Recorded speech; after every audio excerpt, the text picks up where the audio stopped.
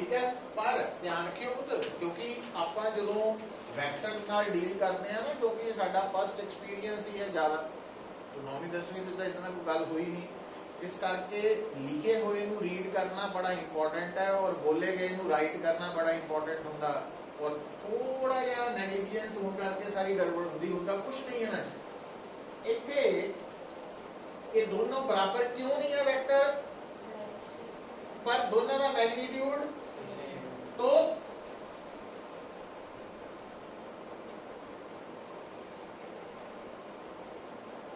मतलब आ लिखने का मतलब है मैग्नीट्यूड कंपेयर हो रहे हैं, ठीक है। यहां से ये लिख सकते हैं, तो आ लिखेगा और आ लिखेगा फर्क है, सेम नहीं है दो चीजें। सो आ मैग्नीट्यूड बराबर है, पर वेक्टर आप क्यों नहीं बराबर, डायरेक्शंस नहीं सी। तो इथे दोनों वेक्टर्स बराबर क्यों है, क्योंकि मैग्नीट्यूड भी सेम है, डायरेक्शंस भी सेम है ना। उसकी भाई ये भी है, समझ आ रही है ना। P और Q,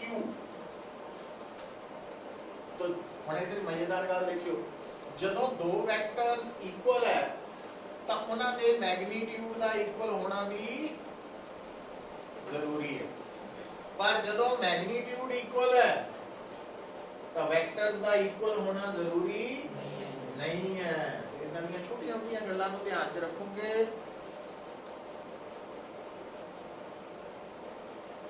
अच्छा फिर देखो बेटा, तो इक्वल वेक्टर्स के बारे सानू पता लग गया, दोनों का मैग्नीट्यूड ते डायरेक्शंस का सेम होना जरूरी है।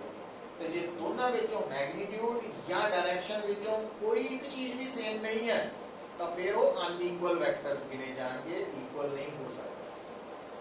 हुण पुत्र इस तो इलावा हम अलग अलग वेक्टर्स की गल करन लगे हैं, ताकि जो बोलिया जाए तो थानू पता लग जाए। पर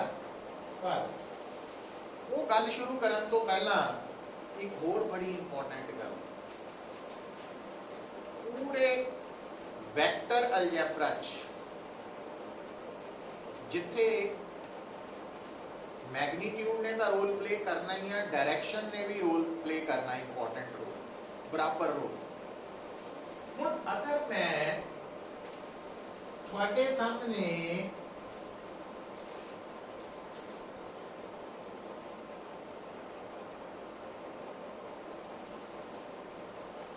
इतना दो वेक्टर्स बना ला, पहले का नाम की है, दूसरे का क्यू है, क्या इन्हां दियां डायरेक्शंस सेम है? नहीं है सर। अच्छा हुण क्योंकि क्यू की डायरेक्शन पी तो अलग है, और असी की देखते हैं कि जिहड़ी क्यू की डायरेक्शन है वो पी की डायरेक्शन के नाल कुछ एंगल बना रही है ना एंगल। तो ये जिहड़ा एंगल है, इंटरेस्टिंग गल देखियो, इसकी वैल्यू कौन डिसाइड कर रहा, पी और क्यू दियां डायरेक्शंस वही डिसाइड कर रही हैं। हुण एक मिनट लिए सोचो कि जे बेटा असी क्यू की डायरेक्शन नू बदलना शुरू करिए,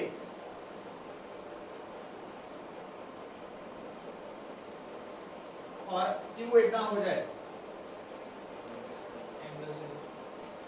तो एक पासे तो असी कहांगे भी जे क्यू पी वाल नू ही आ जाए, एक तो असी कहांगे कि क्यू और पी की डायरेक्शन सेम है, पर उस वक्त दोनों दे विच बनन वाला एंगल 0 डिग्री हो जाए। इसका मतलब जो मैनू अज तो बाद कोई कहेगा कि दो वेक्टर्स सेम डायरेक्शन च, तो इसका मतलब मैं दोनों दे विच बनन वाला जिहड़ा एंगल थीटा है उन्होंने कितना ले लेना, 0 डिग्री।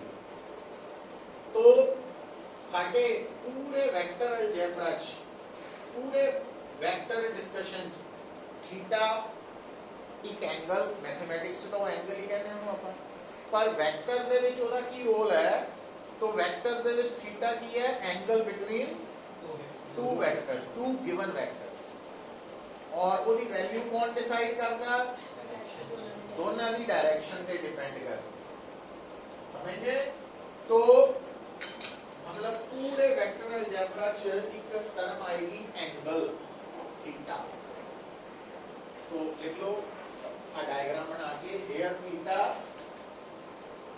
ये किसी ने पूछना नहीं की है ये पता होना चाहिए पूरे वेक्टर नु समझण लई थीटा की है angle between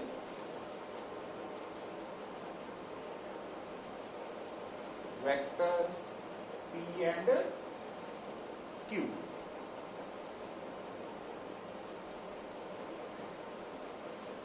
and its value तो इस एंगल की वैल्यू कौन डिसाइड करो depends on direction of one vector with respect to other vector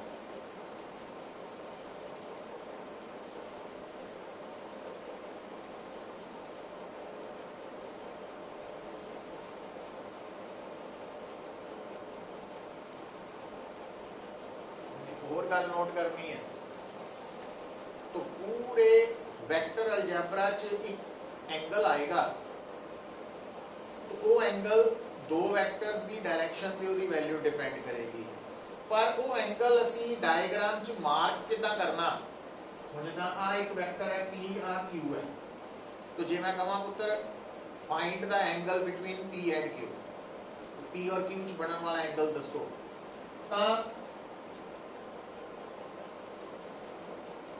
इस डायग्राम की खासियत यह है कि जेडे दो वैक्टर्स दे विच असी एंगल दसना वा दोनों दियां टेल्स कॉमन है इको जगह पे तो उस वक्त तुहाडे सामने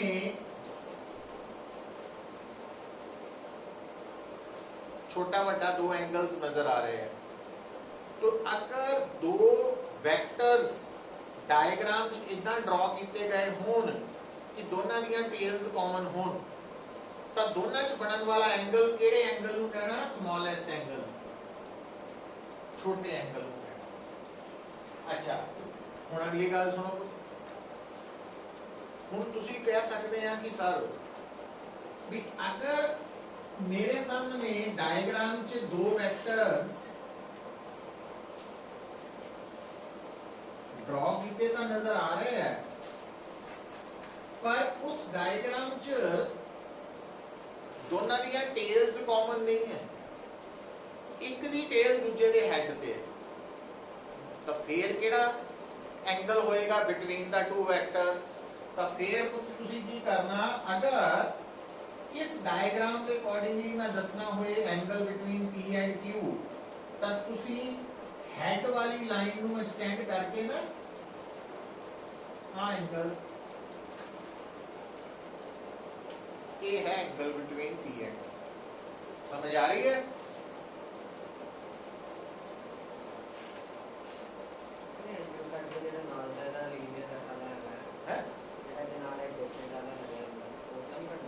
नहीं नहीं ਇਹਦੀ ਲੋੜ ਹੈ ਨਾ ਵੈਕਟਰ ਅਲਜੈਬਰਾ ਦੇ ਵਿੱਚ ਸਾਨੂੰ ਮੈਗਨੀਟਿਊਡ ਤੇ डायरेक्शन पता होनी चाहिए और डायरेक्शन पता होने का मतलब है कि उन्हें दोनों वेक्टर्स दे विच बनने वाला एंगल पता होना चाहिए और एंगल केड़ा वा डायग्राम च ओदे लिए आ दोनों डायग्राम्स बनातीਆਂ कि जे ता दो वेक्टर्स दियां टेल्स कॉमन है तो छोटे वाला angle between the two vectors है साडे पर जे एक दी टेल ते एक दे हेड ते दूजे दी टेल है तो फिर हेड वाली साइड नू एक्सटेंड करके एंगल जेड़ा कंसीडर करना और तीसरी ऑप्शन हो सकती है पुत्र कि मान लो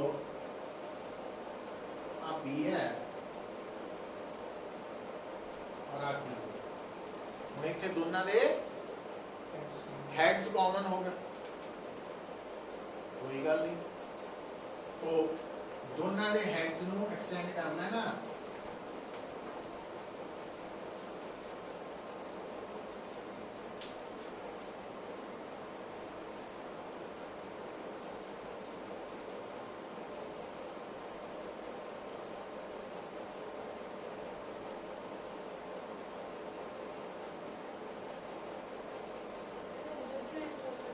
है वो वर्टिकली ऑपोजिट है, वो दोनों बराबर ही होंगे। फिर भाਵੇਂ ਬਾਰਿਸ਼ ਹੋਣਾ ਤਾਂ ਮੰਜ਼ਿਲ ਨੂੰ ਹੋਗਾ इस केस हेड वाले केस ਬਾਰਿਸ਼ ਹੋ ਕਰਨਾ ਤਾਂ ਮੰਜ਼ਿਲ हाँ, पर वो दोनों हेड्स वाले केस कर सकते हैं, उधर नहीं, उधर नहीं होना है ना। तो हम देखियो पुत्र बड़े आराम ना समझने वाली गल है, खाली नहीं कोई करने की लोड़। तो क्योंकि पूरे वेक्टर अलजेब्रा च मैग्नीट्यूड ते डायरेक्शन दोनों ने रोल प्ले करना, और दो वेक्टर्स दियां डायरेक्शंस जेड़ियां वा उन्हां ने मिल के उन्हां दोनों दे विच एक एंगल बनाना। तो वो एंगल पता होने का मतलब है कि सानू दोनों दियां डायरेक्शंस पता वा या एक दी direction with respect to other पता वा, तो वो जरूरी है। हुण ध्यान दियो पुत्र, मान लो बड़े सामने आ देखियो आपा एक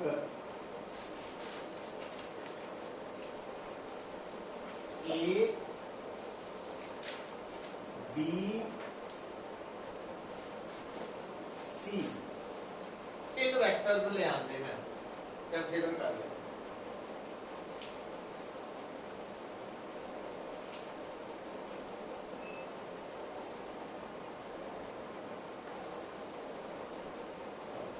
और अगर मैं कहूं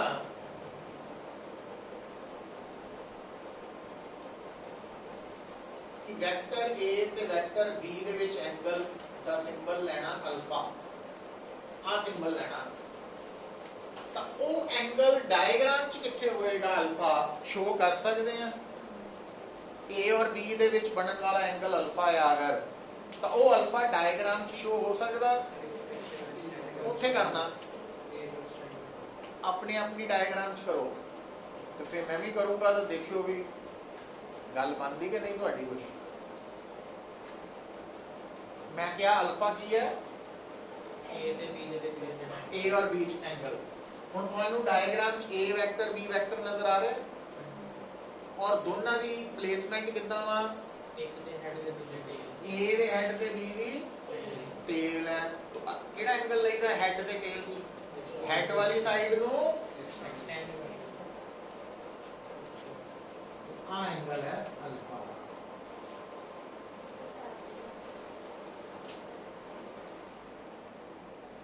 है ना। अच्छा दोबारा देखो, पता लग रहा है beta angle between B and C, B और सी दे विच बनन वाला एंगल है बीटा। कितने आएगा डायग्राम ਇਹ ਵੀ b ਨੂੰ ਐਕਸਟੈਂਡ ਕਰਕੇ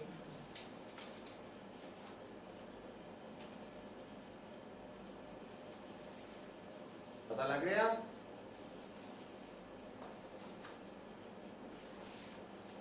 गामा सी और एच ਐਕਸਟੈਂਡ ਕਰਕੇ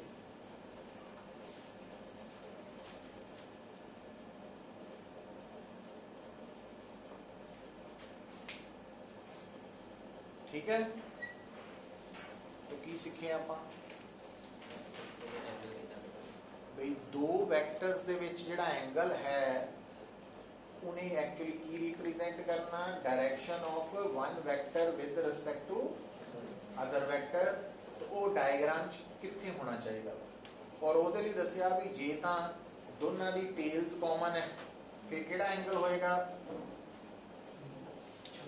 छोटे वाला, क्योंकि जो टेल्स कॉमन वाली डायग्राम है ना, एक साइड एंगल बड़ा होना, एक छोटा होना, छोटे वाला। ते जे हेड ते टेल है, हेड नु एक्सटेंड करके, ते जे हेड हेड है एक्सटेंड करके सर बात में सुन ले पुत्र। हुन देखो, हुन जदों असी एंगल की गल कीती तो ਹੁਣ ਇਹ ਗੱਲ ਯਾਦ ਰੱਖਣੀ ਹੈ ਪੁੱਤਰ, ਦੇਖੋ ਆ B ਦੀ ਡਾਇਰੈਕਸ਼ਨ ਹੈ, ਆ A ਦੀ ਡਾਇਰੈਕਸ਼ਨ ਹੈ। ਤੁਸੀਂ ਜੇ B ਦੀ ਡਾਇਰੈਕਸ਼ਨ ਤੇ A ਦੀ ਡਾਇਰੈਕਸ਼ਨ ਦੋਨੋਂ ਬਦਲ ਦਿੰਦੇ ਆ ਜਾਂ ਦੋਨਾਂ ਚੋਂ ਇੱਕ ਵੀ ਬਦਲਦੇ ਆ, B ਦੀ ਡਾਇਰੈਕਸ਼ਨ ਬਦਲਦੀ ਤਾਂ ਦੋਨਾਂ 'ਚ ਬਣਨ ਵਾਲਾ ਐਂਗਲ ਵੀ ਬਦਲ ਜਾਂਦਾ। ਇਸ ਕਰਕੇ ਦੋ ਵੈਕਟਰਸ 'ਚ ਬਣਨ ਵਾਲਾ ਐਂਗਲ ਕੀ ਦੱਸਦਾ ਵਾ, direction of one vector with respect to दूसरे के अकॉर्डिंगली, है ना। ਹੁਣ ਤੱਕ ਕੀ ਦੱਸਿਆ नहीं आपने ਉਸ ਤੋਂ ਪਹਿਲਾਂ ਕੀ ਦੱਸਿਆ, वेक्टर डायरेक्शन जो एंगल होता है एंगल बिटवीन टू वेक्टर्स दी वैल्यू कौन डिसाइड करता, दोनों वेक्टर्स दी डायरेक्शन। ठीक है, तो एक वेक्टर A है दूजा B है, ठीक है। जे मान लो असी A और B जो B दी डायरेक्शन भी बदल देनी, एक दी भी बदल दी ਤਾਂ ਉਹਨਾਂ 'ਚ ਬਣਨ ਵਾਲਾ ਐਂਗਲ ਵੀ, ਇਹਦਾ ਮਤਲਬ ਜਿਹੜਾ ਦੋ ਵੈਕਟਰਸ ਦੇ ਵਿੱਚ ਬਣਨ ਵਾਲਾ ਐਂਗਲ ਹੈ ਉਹਦੇ ਚੇਂਜ ਹੋਣ ਦਾ ਮਤਲਬ ਹੈ ਵੈਕਟਰ ਦੀ ਡਾਇਰੈਕਸ਼ਨ ਬਦਲ ਗਈ ਵਿਦ ਰਿਸਪੈਕਟ ਟੂ ਅਦਰ, ਜਾਂ ਅਗਰ ਇੱਕ ਵੈਕਟਰ ਦੀ direction with respect to other ਬਦਲੀ, ਨਾਲ ਹੀ ਦੋਨਾਂ 'ਚ ਬਣਨ ਵਾਲਾ ਐਂਗਲ ਵੀ ਬਦਲ ਜਾਂਦਾ ਵਾ। तो ਜਿਹੜਾ ਐਂਗਲ ਹੈ, ਐਂਗਲ ਬਿਟਵੀਨ ਟੂ ਵੈਕਟਰਸ, ਇਹ ਬੜਾ ਇੰਪੋਰਟੈਂਟ ਪਾਰਟ ਹੈ पूरे वेक्टर एनालिसिस का, अलजेब्रा। ठीक है, इनू नहीं भूलना। और इस एंगल ਨੂੰ ਅਸੀਂ ਅਲੱਗ-ਅਲੱਗ ਨਾਮ ਨਾਲ, ਅਲੱਗ-ਅਲੱਗ ਸਿੰਬਲਸ ਦੇ ਨਾਲ ਲਿਖ ਸਕਦੇ ਹਾਂ, ਅਲਫਾ, ਬੀਟਾ, ਗਾਮਾ, ਥੀਟਾ, है ना। तो डायग्राम ਦੇ ਵਿੱਚ ਹਮੇਸ਼ਾ ਇਦਾਂ ਨਹੀਂ ਕੋਟਾ ਲਾ ਲੈਣਾ ਕਿ ਥੀਟਾ ਹੀ ਐਂਗਲ ਹੁੰਦਾ ਵਾ। तो alpha, beta, gamma, theta, phi, psi, ये सारे सिंबल्स है, अलग-अलग जगह ਤੇ ਵਰਤੇ ਜਾ ਸਕਦੇ हैं। और जिस डायग्राम ਦੇ ਵਿੱਚ, ਜਿੱਦਾਂ ਹੁਣ ਆ ਡਾਇਗਰਾਮ, ਇਸ ਡਾਇਗਰਾਮ ਚ ਅਲਫਾ ਦੀ ਵੈਲਿਊ ਕੌਣ ਡਿਸਾਈਡ ਕਰ ਰਿਹਾ, B ਤੇ A ਦੀ ਡਾਇਰੈਕਸ਼ਨ, ਤੇ ਬੀਟਾ B और C ਦੀ ਡਾਇਰੈਕਸ਼ਨ ਤੇ ਡਿਪੈਂਡ ਕਰਦਾ, ਗਾਮਾ है ना। पर जे मान लो डायग्राम च आ गामा हो जाए और आ अल्फा हो जाए और आ बीटा हो जाए, फिर गामा ने B और A ਦੀ ਡਾਇਰੈਕਸ਼ਨ ਤੇ ਡਿਪੈਂਡ ਕਰਨਾ। ਇਹ ਨਹੀਂ ਆਪਣੇ ਆਪ ਨੂੰ ਸਮਝਾ ਲੈਣਾ ਵੀ ਮੈਂ ਇੱਕ ਵਾਰੀ ਦੇਖਿਆ ਸੀ ਅਲਫਾ A और B ਚ ਐਂਗਲ ਹੈ ਤਾਂ ਉਹਦੇ ਚ ਹੀ ਰਹਿਣਾ ਵਾ। ਉਹ ਸਿਚੁਏਸ਼ਨ ਨੂੰ ਦੇਖਣਾ, ਪ੍ਰੈਜ਼ੈਂਟ ਸਿਚੁਏਸ਼ਨ ਚ ਕੀ ਹੈ, ਪਤਾ ਲੱਗ ਰਿਹਾ ਕੁਝ, ਜਾਗਦਾ ਨਾ।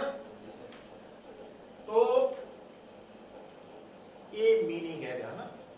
ਹੁਣ ਪੁੱਤ ਇੱਕ ਗੱਲ ਹੋਰ ਨੋਟ ਕਰ ਲਓ, ਉਹ ਕੀ ਹੈ कि एंगल बिटवीन, नोट करके कर लियो, अंडरलाइन करके, एंगल बिटवीन टू वेक्टर्स, दो वेक्टर्स दे विच बनन वाला angle may lie in between 0 degree to 180 degree,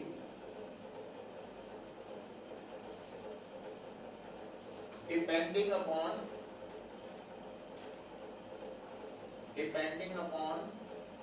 the orientation of one vector with respect to other vector।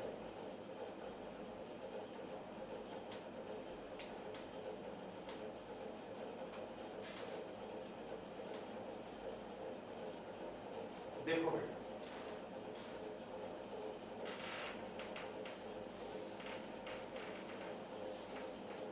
की पता लगा कि वेक्टर्स दे विच एक है मैग्नीट्यूड और दूजा है डायरेक्शन। पर क्योंकि ਜਦੋਂ ਅਸੀਂ एडिशन करनी है या सबट्रैक्शन करनी है या मल्टीप्लिकेशन करनी है तो घट्टो घट दो वेक्टर्स इन्वॉल्व होने, ऐड करने ਲਈ दो चीज़ां ਤਾਂ ਚਾਹੀਦੀਆਂ ਹੀ ਆ। ਉਹ ਜਿਹੜੇ ਦੋ ਵੈਕਟਰਸ ਇਨਵੋਲਵ ਹੋਣੇ ਆ तो ਉਹਨਾਂ ਦੀਆਂ ਡਾਇਰੈਕਸ਼ਨਸ ਦੇ ਅਕੋਰਡਿੰਗਲੀ ਉਹਨਾਂ ਦੇ ਵਿੱਚ ਇੱਕ ਐਂਗਲ ਬਣੇਗਾ।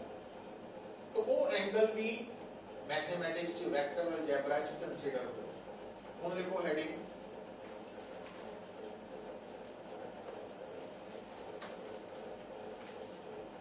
दोबारा लिखियो इक्वल वेक्टर्स, इक्वल वेक्टर्स।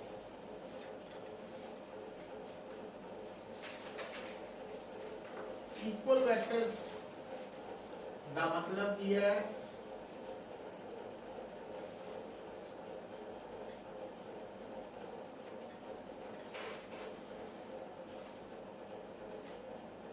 एक ਤਾਂ ਉਹਨਾਂ ਦਾ ਮੈਗਨੀਟਿਊਡ ਬਰਾਬਰ ਹੈ ਤੇ ਦੂਸਰਾ डायरेक्शन भी सेम है। ਤੇ ਜੇ ਦੋ ਵੈਕਟਰਸ ਦੀ ਡਾਇਰੈਕਸ਼ਨ ਸੇਮ ਹੋਏ ਤਾਂ ਉਹਨਾਂ 'ਚ ਬਣਨ ਵਾਲਾ ਐਂਗਲ ਜਿਹਨੂੰ ਅਸੀਂ ਥੀਟਾ ਕਹਿ ਕੇ ਬੋਲ ਰਹੇ ਹਾਂ ਕਿਹਦੇ ਬਰਾਬਰ ਹੋਊ? 0। थीटा दोनों से मतलब कोई एंगल नहीं बनेगा सेम क्या इक्वल डायरेक्शन की है एंगल बनेगा 0 डिग्री बनेगा है ना।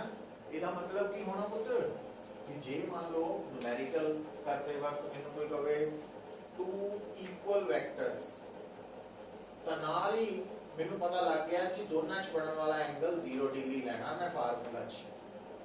ਠੀਕ ਹੈ ਨਾ, ਇਹ ਇਨਫੋਰਮੇਸ਼ਨ ਪਹੁੰਚ ਜਾਣੀ ਚਾਹੀਦੀ ਹੈ। ਇਦਾਂ ਹੀ ਲਿਖੋ ਪੈਰਲਲ ਵੈਕਟਰਸ,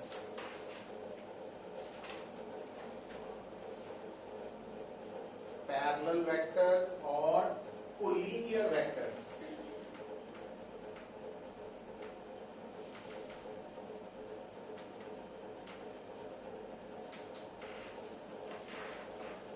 पैरेलल और कोलिनियर वेक्टर्स की होते हैं जी ना। देखो ਜਿਹੜੇ ਇਕੁਅਲ ਵੈਕਟਰਸ ਹੈ ਨਾ ਉਹਨਾਂ ਦੀਆਂ ਡਾਇਰੈਕਸ਼ਨ ਵੀ ਸੇਮ ਹੈ, ਮੈਗਨੀਟਿਊਡ ਵੀ ਸੇਮ ਹੈ। पर पैरेलल वेक्टर का मतलब है डायरेक्शन तो सेम है ही मैग्नीट्यूड वाले पता नहीं हो भी सकता नहीं भी होएगा, कोई फर्क नहीं। डायरेक्शन जरूरी कि सेम है, गेट का लेन में ऊपर होता है वो एंटी पैरेलल। पैरेलल वेक्टर्स का मतलब having same directions, having same directions. और जब डायरेक्शन सेम हो गया तो दोनों च बनने वाला एंगल थीटा की हो गया 0 डिग्री।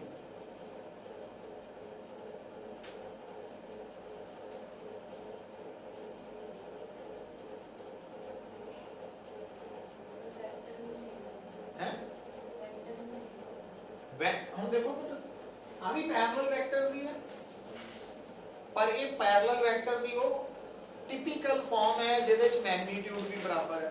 पर पैरेलल वेक्टर्स दे विच जरूरी नहीं है कि मैग्नीट्यूड बराबर हो, डायरेक्शन का बराबर होना जरूरी है, सेम होना जरूरी है पैरेलल का मतलब। तो थीटा 0 है। पैरेलल की मैग्नीट्यूड चेंज हो जाएगी, बराबर नहीं हो जरूरी नहीं है। पैरेलल च मैग्नीट्यूड बराबर हो गए तो वो इक्वल बन गए।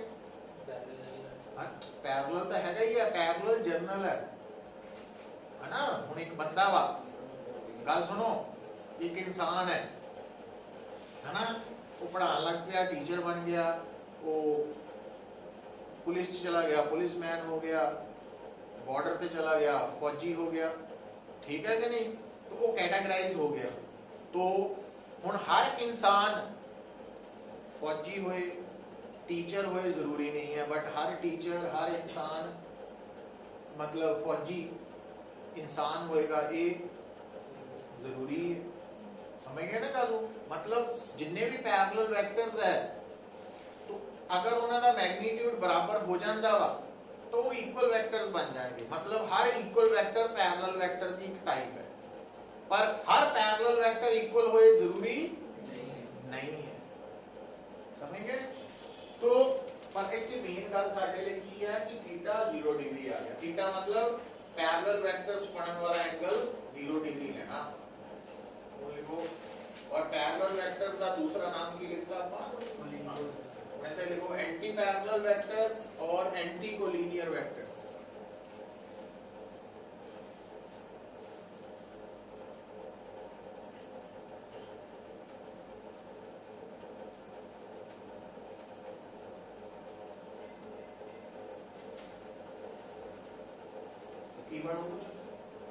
having opposite directions। ਹੁਣ ਇੱਕ ਗੱਲ ਦਾ ਧਿਆਨ ਰੱਖਿਓ, opposite ऑपोजिट डायरेक्शंस ते डिफरेंट डायरेक्शंस च फर्क है। इधर देखो आ डिफरेंट डायरेक्शंस है, अलग-अलग डायरेक्शंस, और आ ऑपोजिट डायरेक्शंस है, बिल्कुल उल्ट। ऑपोजिट और डिफरेंट च फर्क है, सेम नहीं है। तो एंटी पैरेलल वेक्टर्स या एंटी कोलिनियर वेक्टर्स केड़े है? हैविंग ऑपोजिट डायरेक्शंस गया, डिफरेंट नहीं गया। तो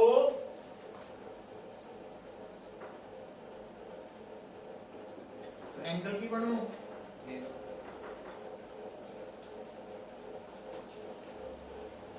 पता लग गया 180 डिग्री क्यों? तो अगर तेन स्टेटमेंट्स पढ़ तेन पता लग जाए कि ये एंटी पैरेलल वेक्टर्स है, इतना ही होना ना। तो ਇਹਦਾ मतलब मैं दोनों च बनने वाला एंगल की लेना 180 डिग्री लेना। ये इंफॉर्मेशन पहुंचनी चाहिए। अच्छा फिर लिखो बेटा, जे मैं नाम बोलना हूं साफ पता लगना, परपेंडिकुलर वेक्टर्स है ना। आ देखो परपेंडिकुलर वेक्टर्स,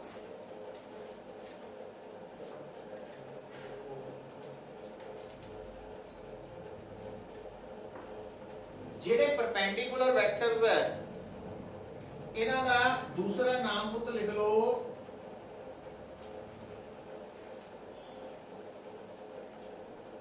ऑर्थोगोनल वेक्टर्स।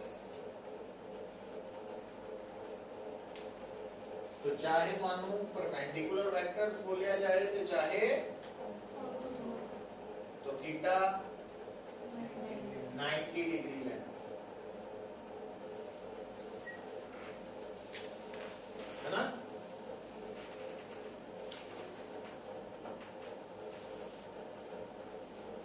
और ये फिर मैं गल तुहानू दोबारा दस रहा भी ਆਪਾਂ ਇੱਥੇ ਮੰਨ ਕੇ ਚੱਲ ਰਹੇ ਹਾਂ ਕਿ ਜਿਹੜੇ ਦੋ ਦੋ ਵੈਕਟਰਸ ਦਾ ਸੈੱਟ ਲੈ ਰਹੇ ਆ ਉਹਨਾਂ 'ਚ ਆਪਸ 'ਚ ਐਂਗਲ ਥੀਟਾ ਨਾਲ ਰਿਪਰੈਜ਼ੈਂਟ ਹੋ ਰਿਹਾ।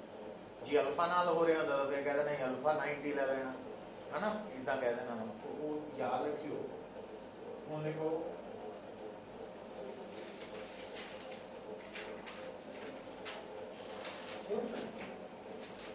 एक टर्म आएगी, देखो कोप्लेनर वेक्टर्स।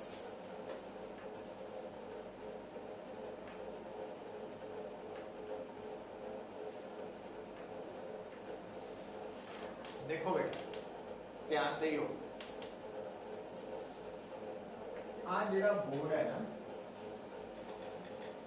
ये है वर्टिकल प्लेन है, जेड़ा फर्श है हॉरिजॉन्टल प्लेन है।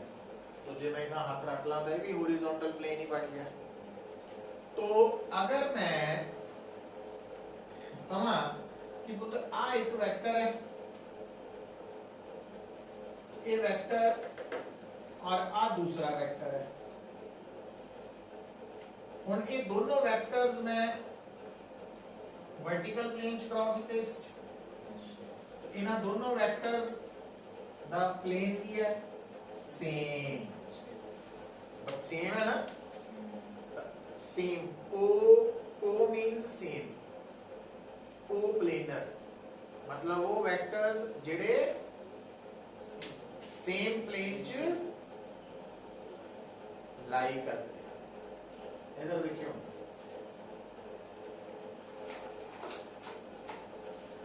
आ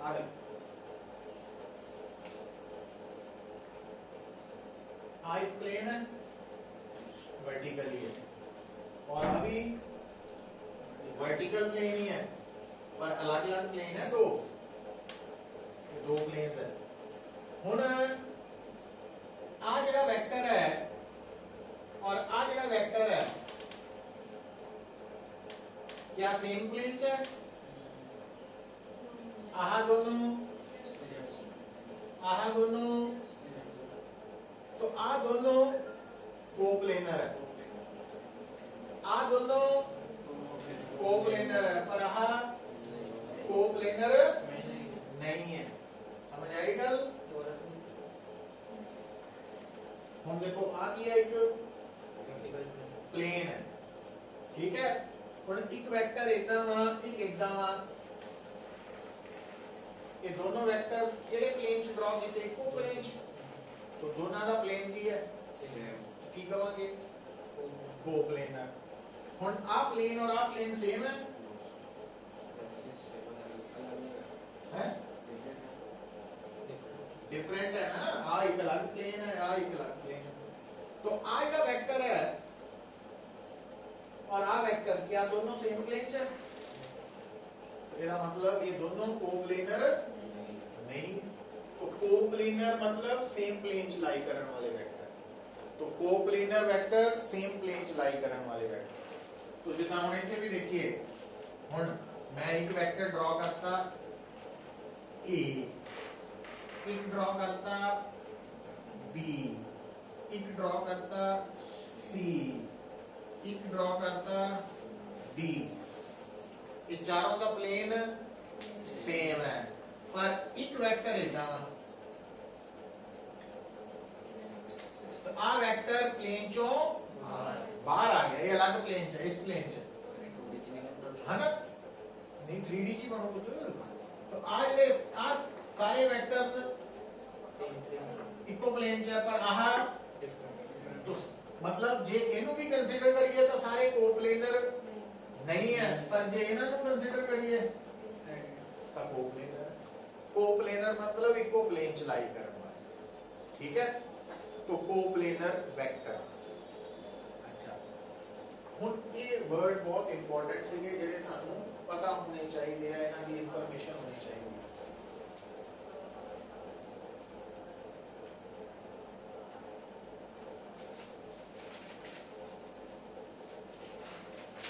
और बेटा देखियो हुन इसको अलावा लिख सकते हैं को इनिशियल वेक्टर्स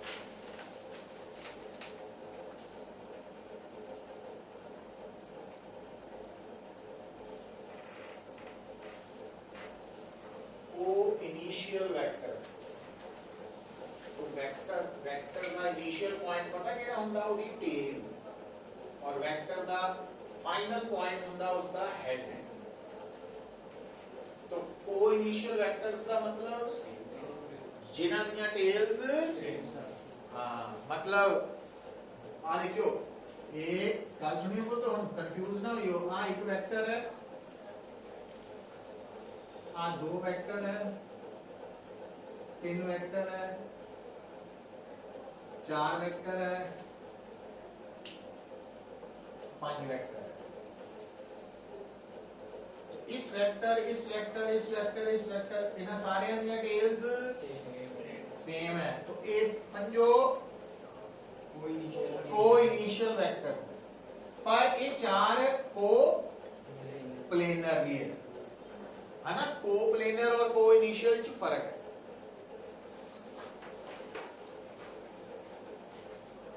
मतलब अगर दो या दो तो ज्यादा वेक्टर्स दियां टेल्स इको जगह ते होण तो ਅਸੀਂ कह दिंदे आ भी ये को इनिशियल वेक्टर्स है तो अगर दो या दो तो ज्यादा वेक्टर्स इको प्लेन च लाई कर रहे हैं तो ਅਸੀਂ कह दिंदे आ ये को प्लेनर वेक्टर्स फिर लिख लो चाहे फ्री वेक्टर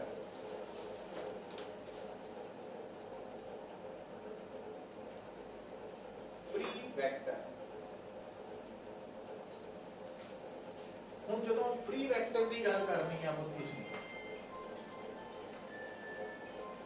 फ्री मतलब एकदम मुफ्त है एक आजाद वाला फ्री है फ्री वेक्टर है ना फ्री का मतलब जितने मर्जी चाहे आ जा सकता समझ गए हुन देखियो इधर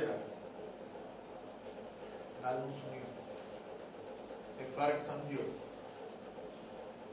मान लो एक बॉडी इदा घूमती घुमाती अगे बढ़ रही है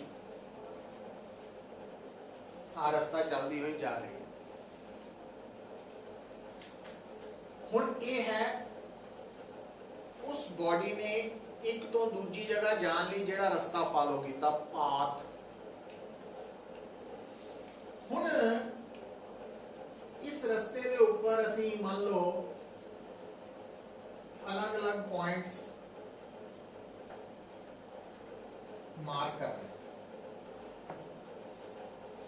हुण अगर थानू कोई कहे पुत्र कि जदों बॉडी ए पॉइंट तो लंघ रही है तो ओदी वेलोसिटी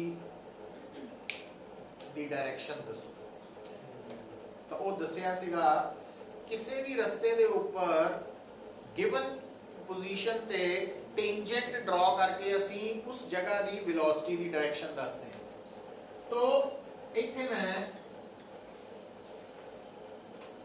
तो ये हो गया आ लाल रंग का, ये है ए पॉइंट ते वेलोसिटी वाला वेक्टर।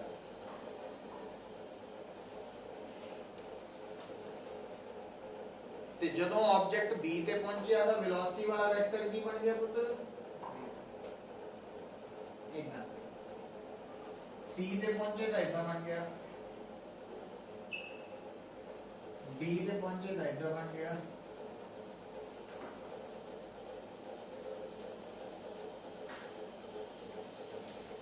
तो तुसी की नोट करते हैं कि बॉडी का अलग अलग जगह ते वेलोसिटी वेक्टर जिहड़ा वा जदों ड्रॉ किया गया तो वो ए ते टेल अलग है, बी ते, तो ये फ्री वेक्टर है कि अपनी जगह बदल रहा है। ठीक है, पता लगा है?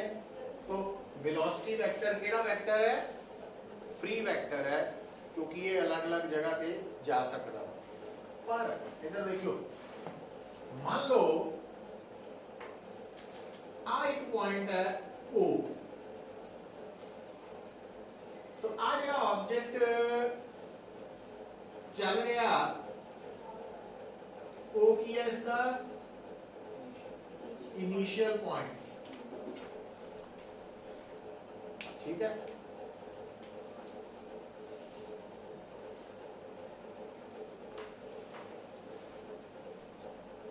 तो उस तो बाद अलग अलग टाइम पे ABCD ते पहुंचा।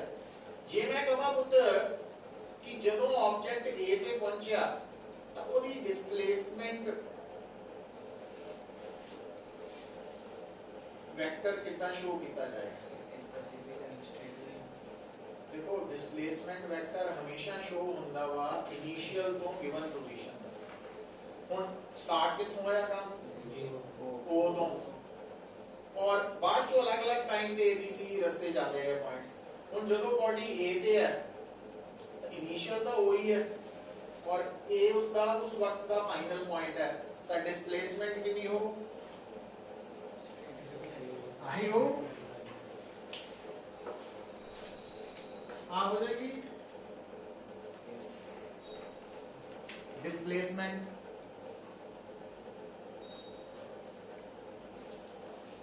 थोड़ी देर बाद जदों ਤੁਹਾਡਾ ऑब्जेक्ट B ਤੇ पहुंच जाऊ ਤਾਂ ਉਸੇ बॉडी ਦੀ डिस्प्लेसमेंट ਕੀ ਹੋ ਜੂ?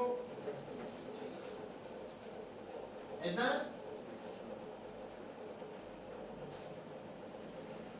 ਜਦੋਂ ਉਹੀ ऑब्जेक्ट C ਤੇ पहुंच ਜਾऊ